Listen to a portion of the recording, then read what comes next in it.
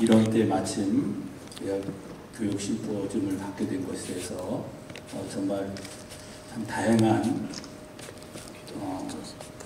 그러한 일이라고 생각을 합니다.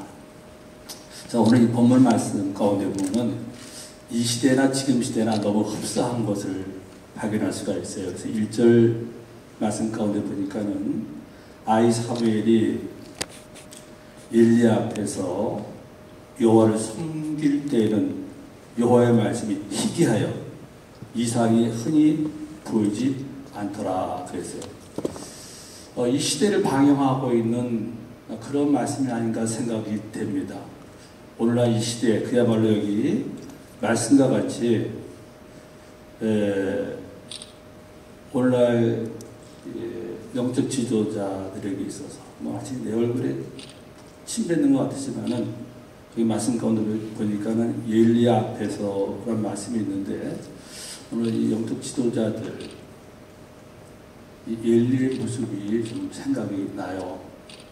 이런 가운데에 이 시대가 오늘 이 본문의 말씀과 같이 여호와의 말씀이 아주 희귀하고 또 이상이 흔히 보이지 않더라. 가끔 좀 슬픈 얘기지만 이런 얘기 듣거든요. 목사님들 설교가 제일 쉽대요. 목사님들하고 설교하기가. 근데 그 이유가 뭐냐면 안 듣는다는 거예요. 그야말로 그만큼 말씀이 희귀하다는 거예요. 사실 지금 우리가 교육정책 심포지움이 얼마나 중요합니까? 물론 이제 우리가 좀 다급하게 해서 그렇지 홍보가 좀 덜 된 면도 있지만 그러나 정말 정상적이려면은 그 자리가 거진 메워질 수도 있어요. 물론 이제 일당 100이라고도 생각을 할 수가 있는데 그도 그렇지만 이만큼 지금 우리가 말씀에 대해서 무엇보다 우리 교육자들에게 있어서 참 희귀한 때가 아닌가. 그야말로 홍수에 마실 물이 없다고 하는 말 들어보셨지 않습니까? 교육자들 얼마나 차고 넘쳐도 불구하고 우리가 말씀을 들으려고 하지 않아요. 옛날 같으면은요, 무슨 집회를 하게 되면은 정말 빈 공간이 없었잖아요. 그럴 때가 있었거든요. 그만큼 말씀에 대해서 갈망했다는 거예요. 근데 지금은 이렇잖아요. 우리 현실이. 얼마나 말씀이 지금 현실적으로 희귀한가 하는 거 우리부터 좀 절감을 해야 됩니다. 그래서 오늘 이번에 교육정책 심포지움을 갖는 우리들부터 정말 이 절실한 마음이 먼저 우리부터 필요하지 않은가 그런 생각이 들어요. 또 이상이 흔히 보이지 않았더라. 말씀만 희귀한만 아닙니다. 우리가 제대로 또 하나님의 뜻을 반영하기가 어려운 그러한 시대. 그만큼 또 교육에 대한 정책이 불분명한 때가 바로 지금이 아닌가 생각이 됩니다. 특별히 이 말씀 가운데 보면은 2절에도 이런 말씀이 있어요. 엘리의 눈이 점점 어두워가서 잘 보지 못하는 그때에 그가 자기 처소에 누웠고 그래요. 제사장 영적 지도자의 눈이 점점 어두워가서 이 메시지의 모습은 이 시대의 엘리에게만 국한된 것이 아니라 오늘날 우리 영적 지도자들의 눈은 과연 밝아갈까 하는 생각이 들어요. 여러분, 빛이라는 것은, 등불이라는 것은 어둠을 밝히기 위한 겁니다. 어떤 분이 오늘 이 본문의 말씀 환경을 볼 것 같으면 정말 이 시대를 밝혀야 돼. 그야말로 이 어둠 때문에 등불이 필요한, 어떻게 보면 교육에 대한 정말 필요성을 느껴야 할 그러한 때이기 때문에 이 등불과 같은 이러한 교육정책 심포지움이 정말 우리들에게 다가와야 되지 않을까 그런 생각을 갖습니다. 안타까운 것은 그래요. 지금 여러분 지금 사회적으로도 마찬가지고 교회도 마찬가지예요. 지금 교육이 어떻게 가고 있는가? 학교 교육보다는 사교육에 훨씬 부기를 실어요. 얼마 전에 저희 손유의 교사 선생님한테 전화가 왔는데 학원을 좀 보내라는 거예요. 깜짝 놀랐어요.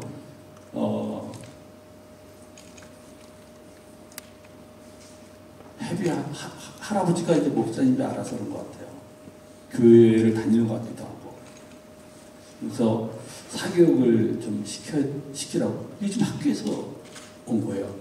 이만큼 지금 우리 교육이 정말 무너져 있지 않는가 하는 생각도. 교회도 마찬가지입니다. 죄송한 얘기지만은 그래요. 사실 내 얼굴에 침 뱉는 격이에요. 지금 우리 인구 절벽 시대라는 것은 어머니 우리가 흔하게 듣는 그런 말입니다. 여러분, 과연 신혼부부들이, 젊은이들이 집을 살 수 없고 또 아이의 교육비가 걱정이 되어 가지고서 애를 안 낳는 것 같습니까? 아니에요. 그렇지 않습니다. 지금 세계적으로 외국에서 한국이 비춰지는 두 가지의 모습. 하나는 잘 사는 것을 알지 못한다는 것. 두 번째는 엄청 위험한 것을 알지 못한다는 이 두 가지라는 거예요. 어딘지 가면 이 말 다 해요. 아이를 낳지 않는 이유, 어떤 경제적인 것만 둘 수 없다고 봐요. 저는요, 이 부분에 있어서 교육의 방향성이 잘못됐다고 생각해요. 이 교육 때문에. 세상교육이나 교육이나 이것이 잘못된 거 아닌가. 그래서 어떤 아이를 출산하지 않는 것은 문화막심주의라든가 또 페미니즘이라든가 또 요즘 비혼주의자 자꾸 늘어나고 있잖아요. 이거 교육이 잘못된 거예요, 이거는요. 여러분 그렇게 생각하지 않습니까? 우리 교육이 언제부터 이렇게 흘러간지 모르겠어요. 이러한 때 어떻게 보면 우리 교단에서뿐만 아니라 실제 우리 이것은 국가적인 차원에서 이러한 지금과 같은 이러한 교육 정책에 대한 심포지움이 필요하지 않은가 생각이 됩니다. 어떤 참 위원장이 좋은 분 두셔가지고서 세우셔가지고 참 적절하게 어떤 총회가 이런 부분을 이제 모색해 나가고 하는 것에 대해서 너무 고무적이고, 그런데 어떤 교육에 대한 문제점이 이렇게 오늘날 이런 식으로 되어가고 있지 않는가 하는 생각이 들어요. 미국의 하버드 나오고 예일 대학을 나온 이마누엘 페스터 하이시라는 분이 있어요. 이분이 46대 대통령에 출마를 했죠. 출마 이유가 뭐냐? 미국의 정치 이거 큰 문제라는 거예요. 즉 대통령에 대한 나라에 대한 방향성의 문제라는 거예요. 이분이 한 유명한 말을 남겼습니다. 그게 뭐냐면 인생은 속도가 아니라 방향이다, 그런 얘기를 했어요. 이분은 경희대에서도 강의 좀 하시고 그랬었어요. 제가 그 얘기를 들으면서 그래요. 인생은 속도가 아니라 방향이라는 것. 이제 체육대회 때 가끔 보면은 앞에 이제 목표물이 있고 양쪽 청백이 공을 굴리거나 차서 돌아오는, 반환점 돌아오는 그런 게임들이 있어요. 볼을 잘 몰고 가서 반환점을 돌아야지 지멋대로 질러다가 그냥 오버해버려요. 또 옆으로 가고.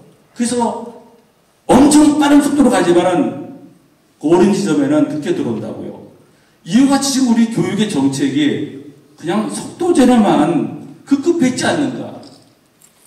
방향성은 어떻게 보는 정치뿐만 아니고 이게 지금 사회나 우리 교회에도 이런 정책에 대한 문제점이 있지 않는가 그런 생각됩니다. 오늘 본 말씀 가운데 엘리 때 엘리는 자기 아들 홈리 비너하스, 엘리 자체도 비록 오늘 말씀같이 눈이 어두워지고 그 영적인 분위기가 그렇다 할지라도 이 사람은 이 영적 지도자로서 당시에 아들의 교육이 잘못된 걸 알고 있었어요. 그의 잘못된 것을 바라보면서 얼마나 절실했겠어요. 그러다 보니까는 사무엘에 들어와서 사무엘에게는 정확히 가르쳐준 거예요.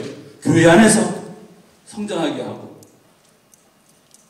아이를 잘못 가르친 어떻게 보면 이제 그런 것이 이 사무엘로 하여금 바른 교육을 가르치게 해서 결국 이 오늘 본문에도 사무엘을 교육하는 과정, 사무엘은 당시에 하나님의 음성도 듣지 못했어요.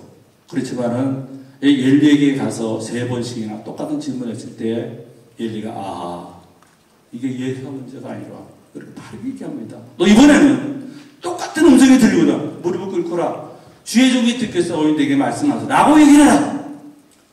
교육에 대한 문제예요. 사무엘은 음성을 듣지 못했어요.